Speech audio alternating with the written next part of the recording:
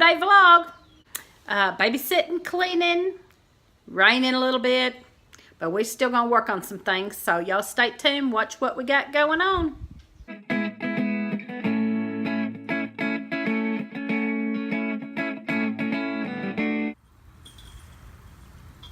So there's how much we took away from the horse. The fence went up here in front of that pecan tree. And we'd been wanting to get the fence back anyway, away from that, so we can pick up more pecans that he hasn't stepped on. So we moved him over. And since he's getting pretty old and blind, and we wanted to shorten his spot up a little. Plus, we wanted to get our piece of our land back. Went from here to here. I don't know how far that is. About 25 foot we took back. And since our garden is right over there, we can come further this way with the garden and further back with the garden and make our garden bigger too. We'll come back. We can come back before we get under the pecan tree. We can come back about 6 foot and have about 6 more foot in our garden over there. And then we can go the other direction too. We just haven't done it yet, but we can go the other direction in a good ways. Get his gate moved. When we get the gate moved. He's going to put the gate over here on this side. The gate is way back over there. We're going to move it here so that we can go further back with the garden. There's the old fella. His name is Chavez. And he, at our best guess, is probably at least 20 years old. We don't know exactly how old he is. When we got him, they said he was 5. And that was about 10 years ago. And that'd be 15 years. But then somebody told us that he was more than 5 when we got him. So we're thinking probably somewhere around 20. Little headstones that we found on this property when we moved here. We don't know for sure where they were underneath Mr. Stringfield's house. So we don't know for sure if he built his house on top of it or what happened. My mom says that back in the old days, they sometimes used to take old headstones and use them when they were building their houses, use them as like cornerstones to build up their foundation of their house. And she remembers when people doing that. And yeah, that's sad now, and we hate that, but I guess it happened.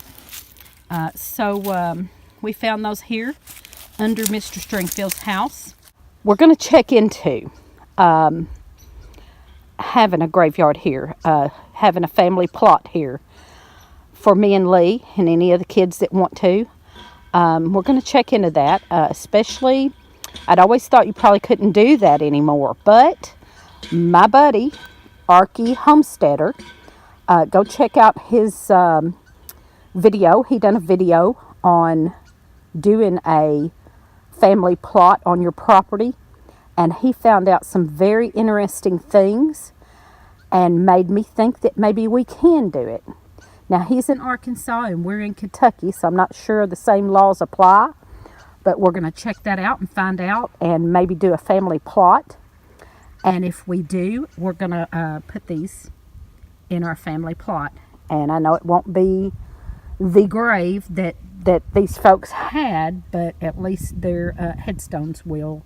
There's 3 of them. It seems like there was another one when we found them, but I don't know what happened to the other one. I was thinking there was 4, but now there's 3. I don't know if somebody stole one of them or we misplaced it, but yeah, I don't know.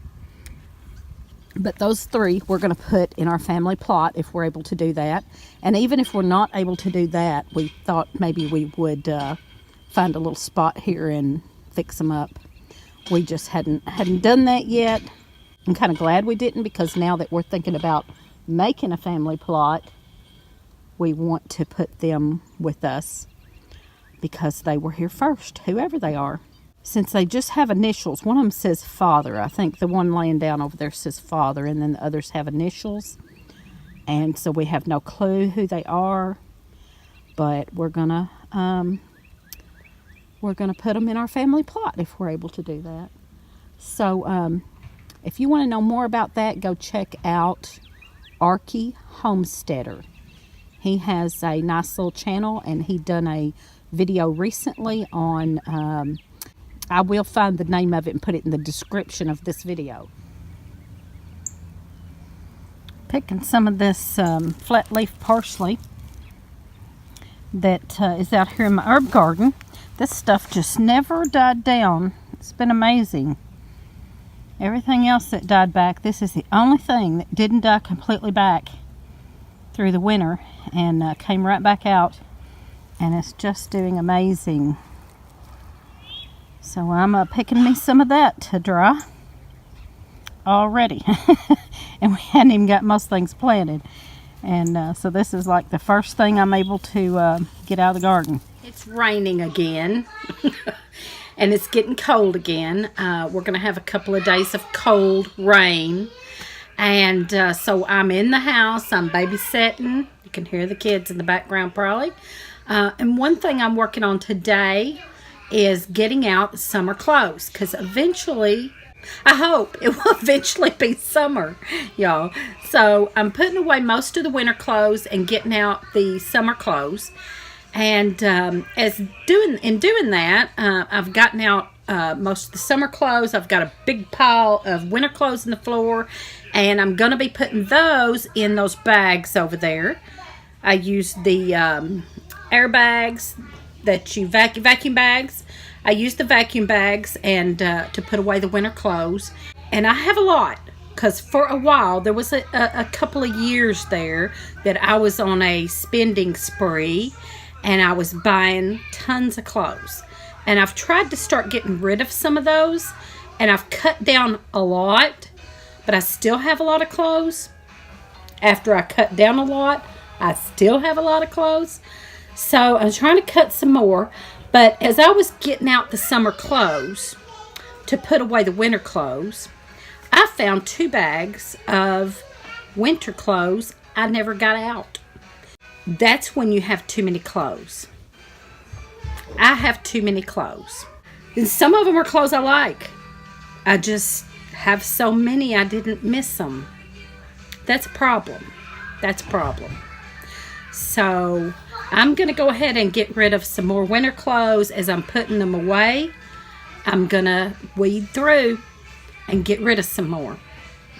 And try to put away only a limited amount. And as I'm getting out summer clothes, I'm finding tons of summer clothes. This old pile behind me is just a half. Probably not even half, really. But some clothes I leave out all the time. Some clothes are kind of, you can use them year-round. So I have a lot of those that stay out. Then I have certain clothes that are long sleeves and warm that I get out in, seasonally. So, as I'm swapping over this time, I'm really going to try hard to weed through a bunch of this mess. So, I guess my point here is, ladies, and even gentlemen, if you have so many clothes that you don't get them all out seasonably, forgot you had some of them, or whatever, or they say if you haven't wore something in over a year, just get rid of it. Just get rid of it. Minimalize and declutter. It will make you happier. Y'all like, comment, and subscribe, and keep watching.